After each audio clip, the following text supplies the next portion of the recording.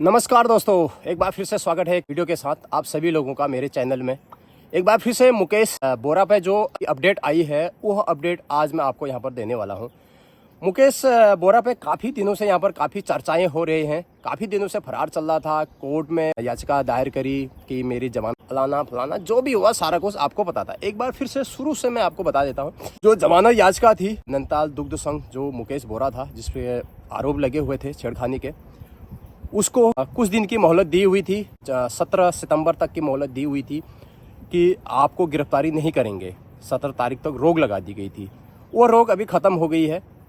17 दिसंबर तक उसको अपनी रिपोर्ट फाइल करने को कहा है। 17 दिसंबर तक उसकी जो भी रिपोर्ट थी जवाब ना फाइल में देने के लिए बोला है उसको। फाइल में बना के जवाब कोर्ट को देना है उसको 17 दिसंबर तक।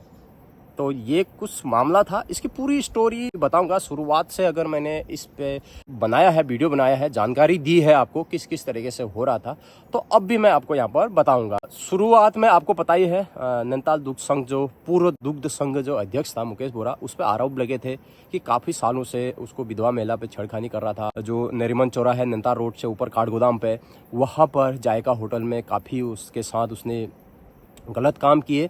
और जो जायका होटल में जो रजिस्टर होता है होटल का, उसमें भी उसकी एंट्री थी। तो काफ़ी कुछ मामला था, घर तक भी पहुंच गया था ऐसा रिपोर्ट में कहा गया है। उस महिला ने रिपोर्ट दी गई है लालकुआ चौकी में, थाने में।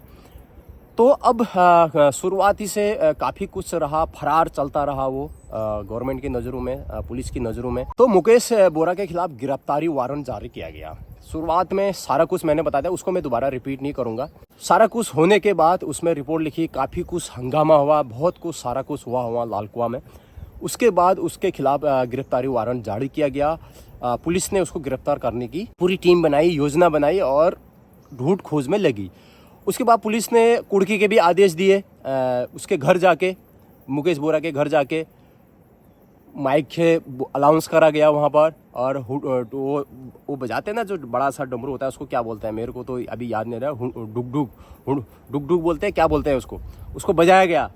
जैसे बैंड बाजा के साथ वो नहीं होता है डमरू जैसा, उसको बजाया गया। सुनो सुनो सुनो, मुकेश बोरा जल्द से जल्द अपना सरेंडर कर दे, नहीं तो उसको गिरफ्तार करके उसकी कुर्की की जाएगी। इस तरीके के पुलिस ने वहाँ पर आदेश करे। आदेश करने के बाद अब इसको राजनीति मामले में ले चलेंगे या फिर क्या सही था क्या गलत था, मेरा सिर्फ बताने का काम है आपको। मैं सिर्फ आपको ये बता रहा हूँ। मुकेश बोरा जो है फरार चल रहा होता है। पुलिस उनके घर पे जाके बिगुल बजा के आ जाती है कि भाई जल्द से जल्द आ जाओ, नहीं तो हम कुर्की करेंगे, ऐसा आदेश हो जाता है। उसके बाद तुरंत आप देखें ना, भारत का जो कानून होता है उसके बाद तुरंत चेंज हो जाता है। कोर्ट से फैसला आ जाता है कि भाई अभी मत, अभी रुको, अभी 4 दिन रुको। 14 तारीख को 12-13 तारीख को ये होता है।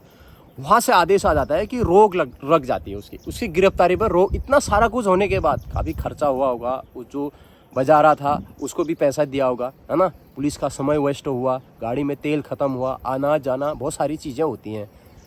उसके बाद कोर्ट से लगातार उसका जो वकील है, कोर्ट से उसने स्टे लिया जाता है कि भाई हमें टाइम दिया जाए। तो कोर्ट ने एकदम से आदेश किया जाता है कि अभी मुकेश बोरा को गिरफ्तार नहीं किया जाए, उसको रोका जाए। 4 दिन तक उसको रोका जाए। 17 सितंबर तक उसको रोका जाए। 17 सितंबर तक उसको रोका जाता है। उसके बाद 17 सितंबर ख़त्म हो जाता है। 17 सितंबर की रात को कोर्ट का फैसला आता है। हालांकि दिन में आता है, मगर खबरें जो छपती हैं, जो सोशल मीडिया पे जो आउट होती है खबरें, वो रात को होती है, शाम के समय पेपरों में आता है। दूसरे दिन आप न्यूज़पेपर और वेबसाइट में, सारे न्यूज़ चैनलों में जो भी लोकल चैनल हैं आप सुनते देखते होंगे, देखा भी होगा आपने।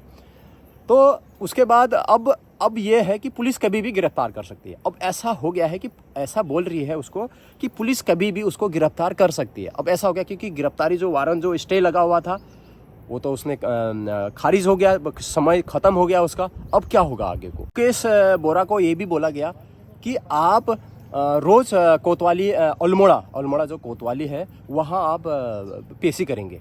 क्यों पेशी करेंगे? माननीय सुप्रीम कोर्ट का जो आदेश है, हाई कोर्ट के आदेश के अनुसार जो भी जांच में है ना, वो बाधा आ रही है। क्योंकि आप छुप रहे हैं, आप जा रहे हैं, इधर जा रहे हैं, उधर जा रहे हैं, तो आप कोर्ट में आपको पेशी होना है, वो भी नहीं हुए। उसके बाद पुलिस ने कहा कि अल्मोड़ा कोतवाली में आपको रोज़ हाजिरी लगानी है, रोज़ पेशी होनी है, अपने बयान दर्ज करने हैं। तो वो भी नहीं हुआ। तो कोर्ट ने ये कहा कि इसमें दिक्कत हो रही है, तो उसको बोला कि भाई 17 दिसंबर तक आप फाइल के जरिए अपनी बातें रखिए, और कोर्ट में हाजिर हुई है। अब क्या होता है, मुकेश बोरा फरार है। तो मेरी एक बात ये समझ में नहीं आती है कि अगर मुकेश बोरा, ठीक है मैं मानता हूँ उसने सही आरोप लगाए, गलत आरोप लगाए, क्या था क्या नहीं था वो दोनों जाने, सरकार जाने, मगर आपके मन में एक प्रश्न उठता है कि अगर वह दोषी नहीं था तो क्या उसने भागना चाहिए था। बहुत से लोग कहेंगे अलाना फलाना ढिमका ये वो अकड़म बकड़म बैड कमेंट करेंगे, उससे मतलब नहीं है। आप मुद्दे पे आइए कि क्या उसने भागना चाहिए था, क्या उसने फरार होना चाहिए था, है ना। अब गिरफ्तार तो हो ना हो बात की बात है, मगर उसने अपनी बात रखनी चाहिए थी, सामने आना चाहिए था पक्ष। अब ऐसे फरार चलोगे तो गिरफ्तारी होगी ना, तो अब उसके बाद तुम गिरफ्तारी वारंट लगाओगे कि भाई यार गिरफ्तारी मेरी मत करो, ये करो। जो भी है, केस लड़ना चाहिए मुकेश बोरा ने। मेरे हिसाब से मुकेश बोरा ने सामने आने चाहिए। राजनीतिक मसले में इस मामले को दबाया ना जाए, सीधी मैं निष्पक्ष बातें करूंगा। जो भी दोषी हो उसको सजा हो, चाहे वो महिला दोषी हो उसको सजा हो, अगर मुकेश बोरा दोषी हो उसको सजा हो, दोषी को सजा हो। आप भी बोलते हैं, हम भी बोलते हैं, मगर कुछ लोग बोलते हैं जो मुकेश बोरा के पक्ष में होंगे कि वो गलत किया, ये किया, वो किया। अरे जो भी किया आप कोर्ट के सामने साक्ष्य रखिए, कोर्ट से फैसला करिए। भागने की क्या जरूरत है बताइए, क्यों भागना हो रहा है, कभी इधर कभी उधर, कब तक भागोगे आप। पुलिस, सुनने में आ रहा है कि पुलिस उसको कभी भी गिरफ्तार कर सकती है, ऐसा मामले सामने में आया है। अब क्या होता है, दिसंबर डेट चली गई है, अंकिता भंडारी का जो कांड था अभी 2 साल हो गए हैं। कौन वो भाजपा नेता था, कौन वो वीआईपी था, उसका अभी कोई नाम सामने नहीं आया। सीएम धामी जी ने कहा कि सख्त कार्रवाई करेंगे।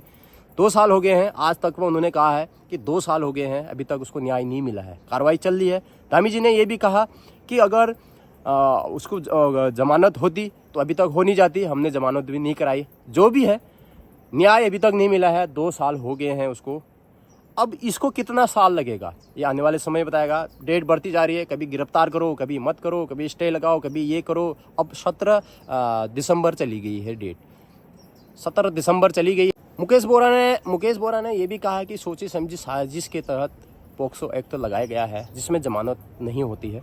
तो ऐसा उनके तमाम पीठ पीछे से, सामने तो नहीं बोल रहे, सामने आना चाहिए, मीडिया में बात करनी चाहिए, सामने कोर्ट में पेश रहो, चौकी में आओ, चौकी में बात करो, है ना।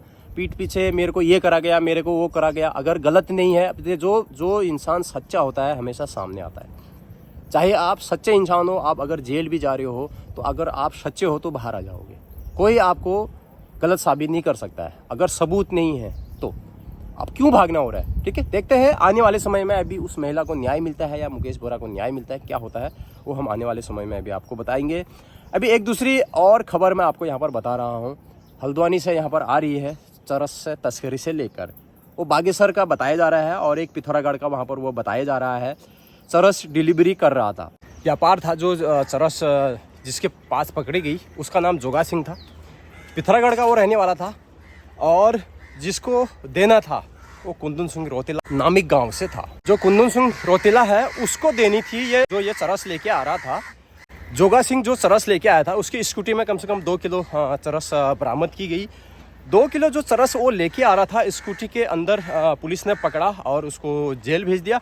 उसने ये बताया कि हमको यह चरस देने हैं कुंदन सिंह रोतेला को, जो बागेश्वर डिस्ट्रिक्ट कपकोट ब्लॉक से ऊपर एक गांव पड़ता है, नामिक पड़ता है, केमू नामिक का वो रहने वाला था।